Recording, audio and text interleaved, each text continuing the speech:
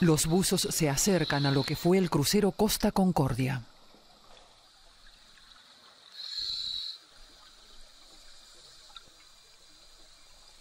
Poco después de hacer estas tomas, desaparece la campana del barco y aún no se ha encontrado.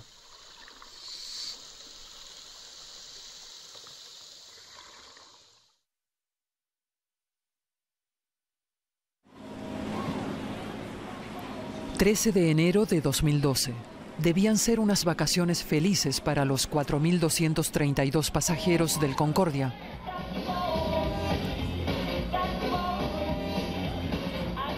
Pero la diversión se acaba pronto.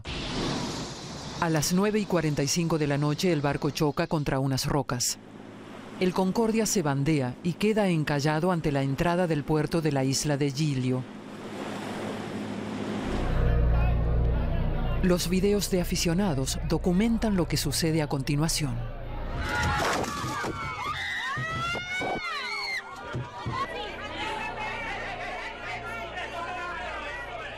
Solo una hora después de la colisión se ordena la evacuación del buque. Al principio, la tripulación intenta calmar a los pasajeros. Tenemos un corte de electricidad debido a problemas técnicos, pero no hay motivo de pánico. Por favor, permanezcan tranquilos. Nuestros técnicos ya están tratando de solucionar el problema. El buque se ha escorado más aún, lo que dificulta el rescate. Entre los pasajeros cunde el pánico pese a los llamados a la calma. En nombre del capitán les pedimos encarecidamente que regresen a sus camarotes y, si lo desean, que se dirijan a las salas de estar. Todo está bajo control. El capitán, en cambio, abandona el barco antes de tiempo, lo que consterna al comandante del puerto. Aquí habla el capitán Schettino. Regrese al barco y dígame cuánta gente queda a bordo y qué es lo que está sucediendo. Dígame cuántas mujeres y niños hay y cuántos pasajeros que requieran ayuda especializada. De momento, el barco está escorado. Estoy dispuesto a regresar. Pero usted tiene claro que está oscuro y no se ve nada. Desde hace una hora me repite lo mismo. Regresa a bordo, es una orden. Pero el capitán no regresa a bordo. Todo el que logra salvarse va a parar al puerto de Giglio.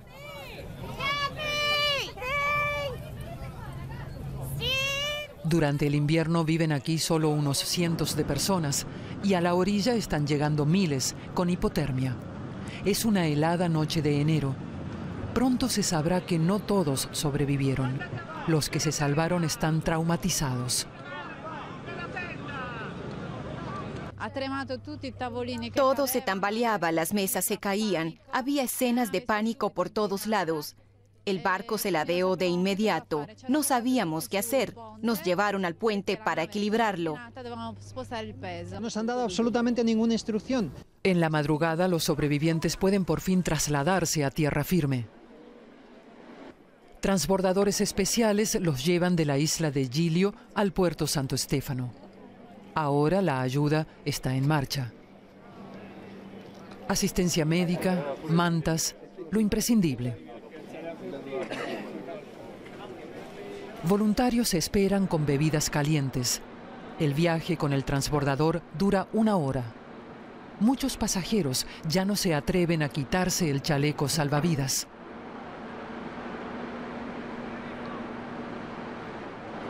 Todos tratan de calentarse.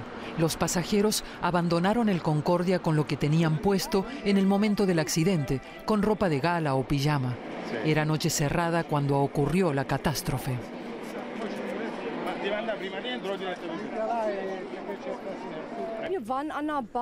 Estábamos en el bar y oíamos que se estaba cayendo la vajilla y como el barco se ladeaba.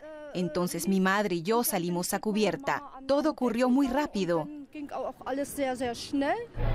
La posición escorada dificulta el lanzamiento de los botes salvavidas a vapor. En el otro lado intentaron lanzar estas balsas salvavidas rojas, pero no funcionó. Entonces gritaron, salten al agua y sálvense como puedan. El agua empezó a subir cada vez más hasta que nos alcanzó. Había que saltar. El Costa Concordia y los botes de rescate se quedan en el puerto de Giglio. Es el triste final de un crucero.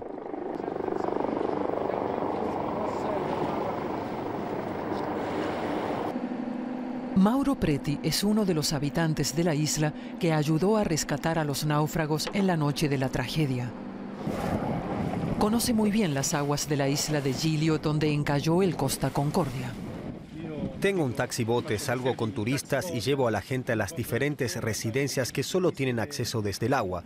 Nunca había visto algo así. El arrecife El Scole provocó la tragedia de la lujosa embarcación. Según el capitán Schettino, no estaba marcado en las cartas de navegación, pero Preti lo duda. Ese arrecife figura en todas las cartas de navegación y hasta en los aparatos GPS que tenemos, así que también debe estar en los de un barco tan grande. Por eso es raro que diga que no estaba marcado.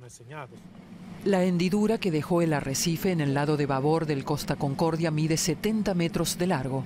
Schettino se acercó demasiado a la costa. Intentó hacer una maniobra de reverencia, como se la denomina en la jerga de los hombres de mar.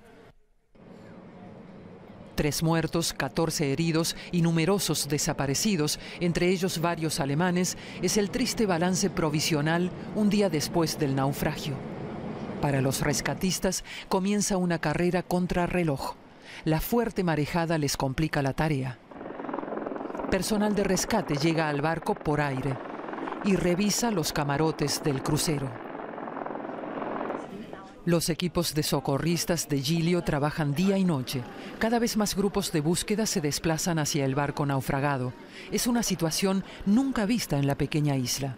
Desde el naufragio del Costa Concordia, el puerto está lleno de equipos de rescate. También acude la prensa internacional.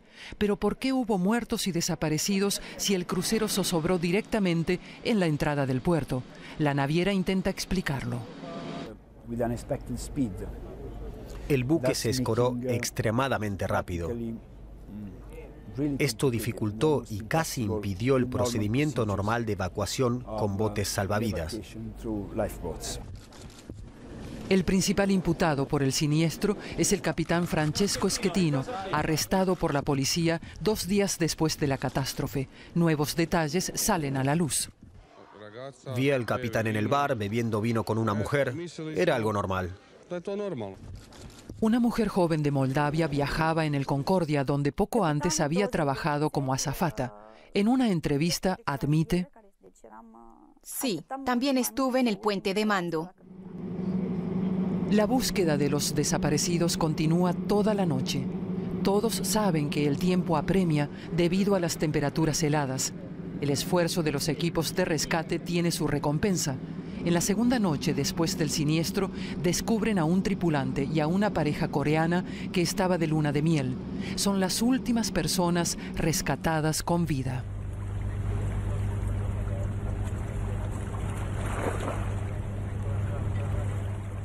La isla de Giglio se vuelve conocida en todo el mundo por el naufragio del Costa Concordia y con ella sus habitantes. También ellos quedaron marcados por la catástrofe.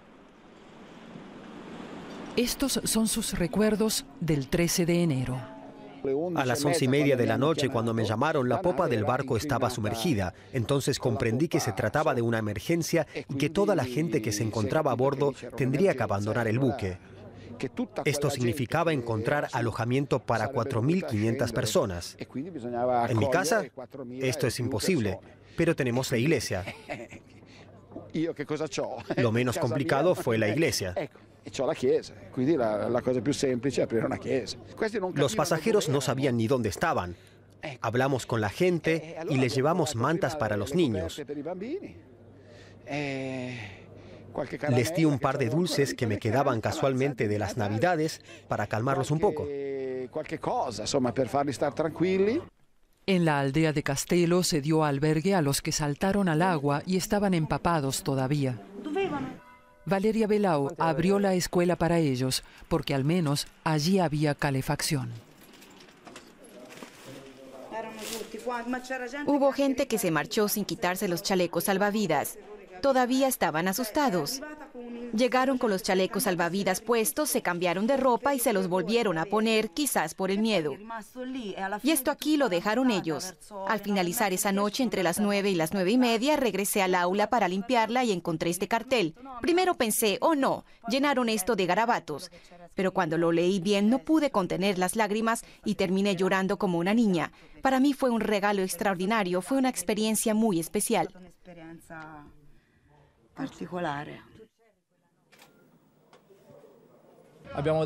Ayudamos con mucho gusto. Abrimos nuestras casas y los llevamos a ellas. Los recibimos en nuestra iglesia, en nuestro jardín infantil. Más que eso no podíamos hacer. Lo que nos queda ahora es ese coloso. Y lamentablemente tengo que decir, me temo que la gente que no ha aparecido está ahí dentro. Para mí no existe otra explicación. Siguen buscando, pero tienen que estar ahí dentro. Lo que hay que hacer ahora es salvar a la isla del vertido del combustible. Hay que bombear ese diésel lo más pronto posible. Eso es lo que más nos preocupa de momento, porque podría hundir a la isla en una gran crisis. Los expertos intentan asegurar el barco naufragado con barreras especiales. En los tanques del Concordia hay unos 2.380 metros cúbicos de combustible pesado. Eso acrecienta el temor a una catástrofe medioambiental. Pero solo se podrá bombear el combustible cuando hayan terminado las tareas de rescate, que aún continúan. Los equipos de rescate abren boquetes en el casco para entrar. El trabajo de los buzos es peligroso y esforzado. Muchos trabajan hasta el agotamiento y terminan necesitando ayuda ellos mismos. Es el rescate de un rescatista.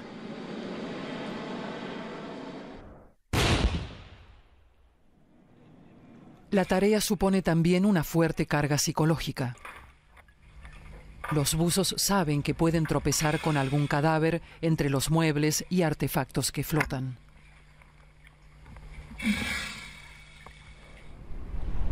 Y los peores temores se hacen realidad.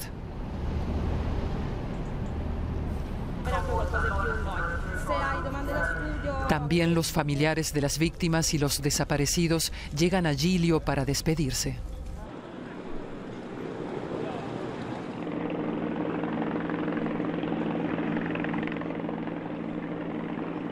Otros aún tienen esperanzas, aunque parece casi imposible encontrar aún sobrevivientes en el agua fría, pero nadie quiere rendirse. Seguimos buceando porque aún tenemos una vaga esperanza de encontrar sobrevivientes. Kevin Revelo da por desaparecido a su hermano, camarero en el barco.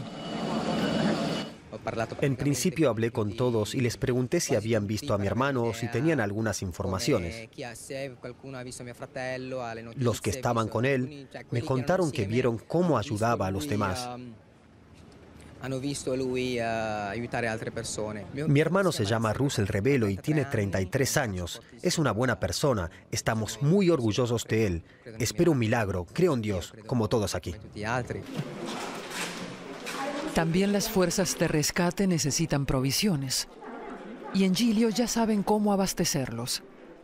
Entonces llegan los holandeses que junto con una empresa italiana se encargarán de retirar por fin todo el combustible que queda en el barco. Pero antes, las fuerzas especiales tienen que enfrentarse al mal tiempo y las marejadas. Constantemente deben interrumpir su labor. Son pausas obligadas en puerto. Mientras tanto, el Concordia quedó en una posición inestable.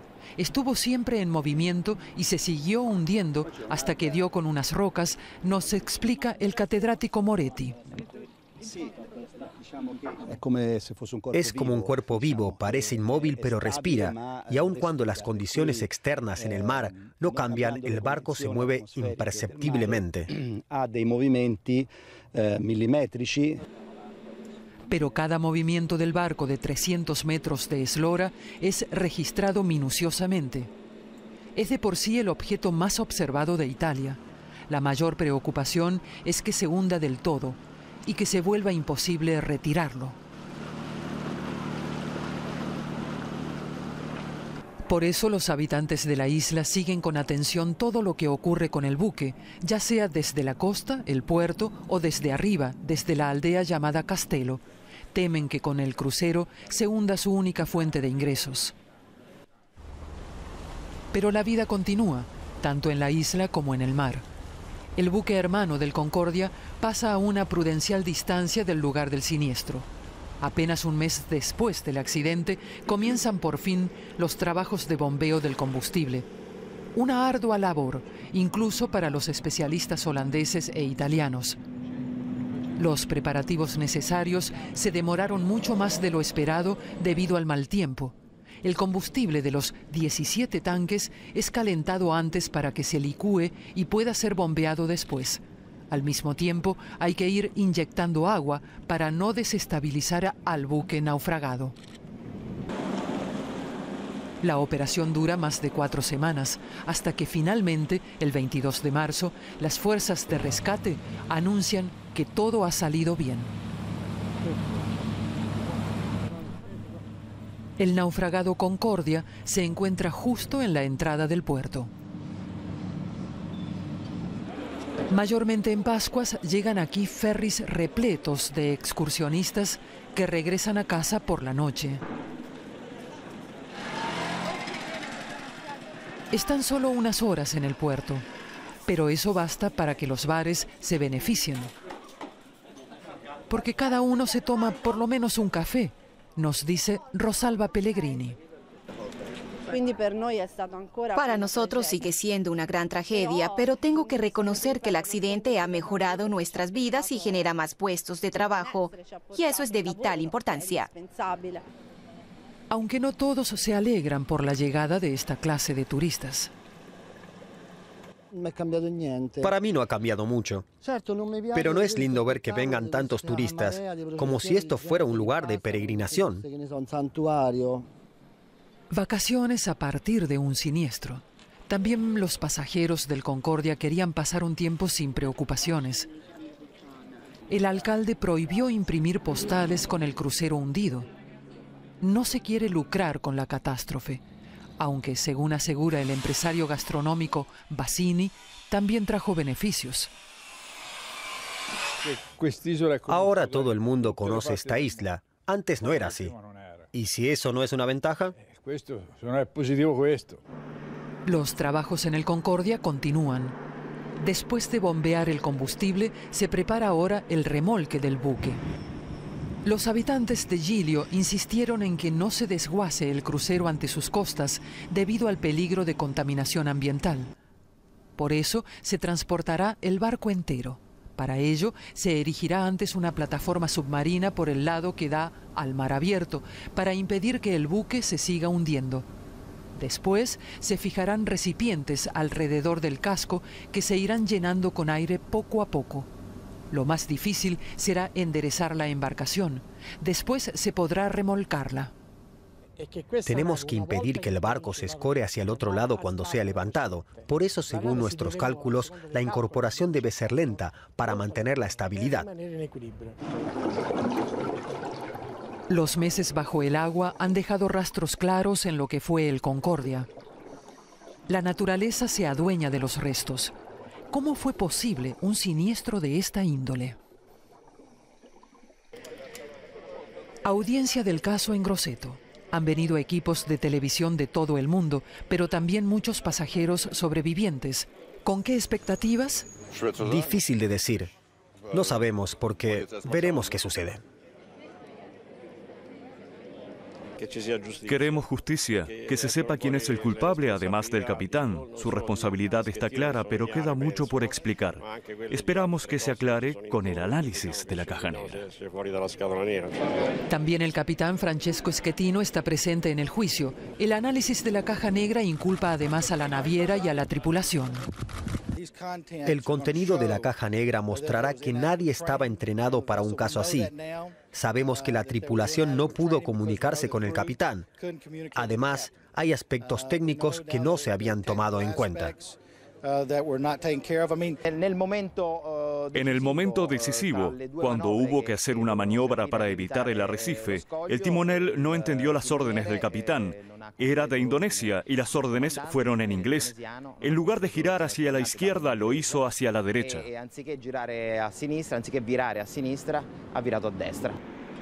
La investigación judicial de lo ocurrido la noche del naufragio continúa y la población de Giglio tendrá que lidiar durante años con las consecuencias. Claro que la isla ahora es conocida en todo el mundo, pero no por su agua cristalina y la naturaleza única, sino por la catástrofe. En verano vinieron muchos turistas por un día, pero varios clientes habituales cancelaron su reserva. La mayor parte de los visitantes se quedó en el puerto. El resto de la isla registró una pérdida del volumen de ventas. ¿Puede uno bañarse en el mar con tranquilidad ante el paisaje de la tragedia? El agua es maravillosa siempre y cuando no mires para allá. Hace poco también hicimos un viaje con un barco de costa, el Fortuna. Nunca hubiéramos imaginado algo así. Todos hacen fotos de recuerdo. A fin de cuentas, el Concordia deberá ser remolcado antes del verano de 2013. Si tenemos un invierno benévolo en abril o mayo, podremos enderezar la nave para remolcarla en junio o julio. Esperemos que el invierno no sea duro. Los trabajos de remolque costarán unos 300 millones de dólares. Después del accidente, Italia aprobó una ley que estipula que barcos grandes tienen que mantenerse a una distancia mínima de 2 millas marítimas de los parques nacionales. Un año después de la catástrofe nos reencontramos en Milán con Kevin. Su hermano es una de las 2 personas que siguen desaparecidas.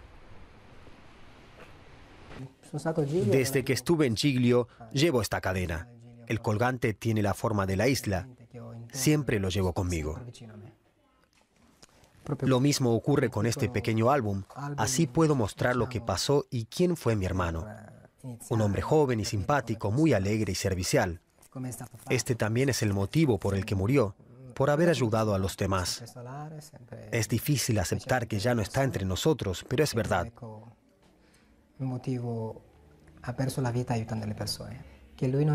Lo único que pedimos mi familia y todos los que lo conocíamos es que se encuentre al menos algo de sus restos para enterrarlo y poder tener paz. Necesitamos al menos una tumba para llorar.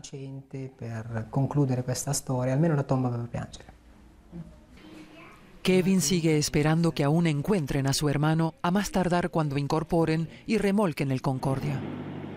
El mal tiempo retrasa una y otra vez la agenda. Ahora la retirada definitiva está prevista para junio de 2013. En una plataforma para contenedores erigida directamente al lado del barco ha surgido un mundo propio. Los trabajadores duermen justo al lado de la nave naufragada. Las autoridades observan cada fase del trabajo. El análisis continuará 5 años después del remolque. Del interior del barco no se ha retirado nada. Cuando el buque vuelva a estar en su posición original, tendrá que ser trasladado a un lugar que aún no se ha determinado. Y allí habrá que decidir qué se hace con todo lo que se encuentra en su interior, desde los muebles hasta los efectos personales de quienes estaban en los camarotes.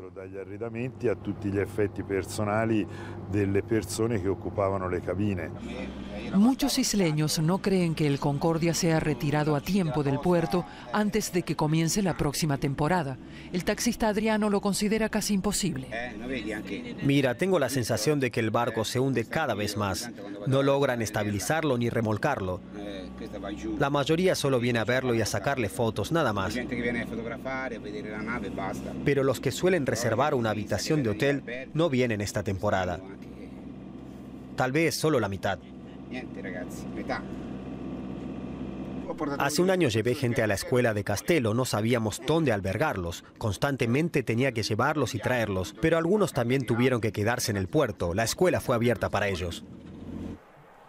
Cuando se mira al mar desde Castello, se sigue viendo el Concordia. Mario Pellegrini tampoco olvidará nunca esa noche de enero. El vicealcalde subió incluso a bordo para prestar ayuda. Las impresiones de esa noche no se le quitan de la cabeza. Cuando el barco se estaba escorando cada vez más, algunas personas se quedaron atrapadas en corredores que fueron llenándose de agua.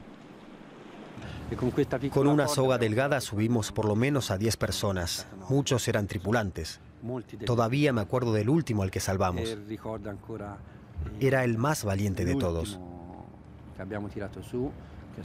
Esperó hasta el final allí abajo y ayudó a los demás. Estaba completamente mojado, el agua le llegaba al cuello. Esa gente sí que ha visto la muerte de cerca. Siempre recordaré esos ojos llenos de miedo. Hubo muchos momentos inhumanos. Recuerdo a una niña a la que el padre subió para entregársela a la madre y por poco muere estrangulada por el chaleco salvavidas, porque otras personas empujaban para subir por la escalera de emergencia. Era algo inimaginable. El miedo de la gente les hizo perder todo respeto, todo sentido común frente al prójimo. Aquella noche murieron 32 personas. Nadie lo olvidará jamás. En la iglesia el párroco reza todos los días por las víctimas. Pese a todo el sufrimiento, también hay momentos de alegría.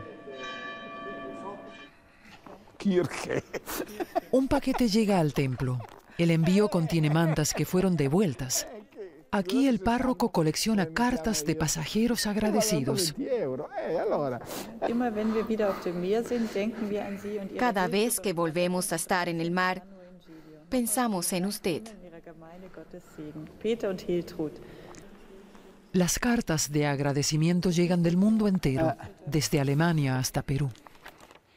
Fíjese, también han devuelto esta bufanda y estos zapatos. Esa noche helada la gente se tapó con lo que fuera, cuenta el hombre, y nos muestra unos manteles que se usan para cubrir el altar. También sacamos el baldaquín, los tapices, todo. La iglesia como lugar de socorro y refugio. Había que darles una manta de inmediato, decirles dónde se encontraban, tranquilizarlos, decirles todo ha pasado. Aquí estás a salvo, estamos contigo. Fue lo que hicimos y ellos comprendieron y lo agradecieron. Llevaré ese momento para siempre en mi corazón. La historia del Costa Concordia no solo es una historia de errores humanos, dolor y tragedia. Es también la historia de la ayuda desinteresada de los habitantes de Giglio.